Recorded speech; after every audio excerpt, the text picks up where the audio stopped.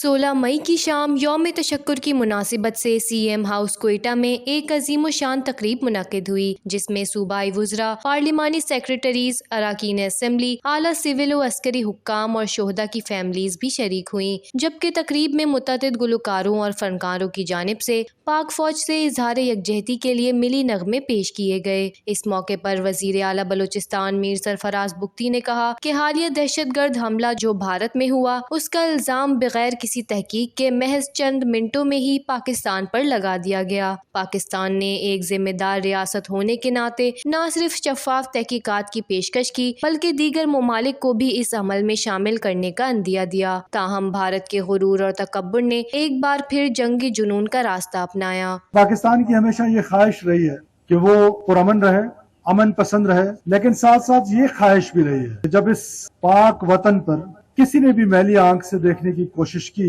तो उस आंख को निकाल दिया जाएगा। मगर हिंदुस्तान का तकब्बुर, हिंदुस्तान का गरूर वो आसमान को छू रहा था और पाकिस्तान पे रात के अंधेरे में एक हमला करने की कोशिश की। उस हमले के नतीजे में वो मुंह तोड़ उसको जवाब मिला कि फिर सीज फायर के लिए मिन्नतें करता फिर रहा था। ये जो फ्रांस के एयरक्राफ्ट थे, ये भी उनका कसूर नहीं है। It is man behind the gun. बार बार हम ये कह रहे हैं कि हम अमन चाहते हैं, हम खित्ते में अमन चाहते हैं, और अगर आप हमें हमारा बाजू आजमाना चाहते हैं तो एक बार फिर आइए, अपना शौक पूरा कीजिए, इसी तरह फिर आपको ऐसा जवाब मिलेगा। वजीर आला बलूचिस्तान ने मजीद कहा कि ये हमारी अस्करी तैयारी, जज्बा ईमानी और कौमी वहादत का नतीजा है कि दुश्मन को भरपूर जवाब मिला। उनका कहना था कि बलूचिस्तान की अवाम की जानिब से मैं पाक फौज के सरबराह को खिराज तहसीन पेश करता हूँ कि जिस हिकमत अमली, जुर्रात और अज़म के साथ उन्होंने दुश्मन को नाकाम बनाया, वो रहती दुनिया तक याद रखा जाएगा।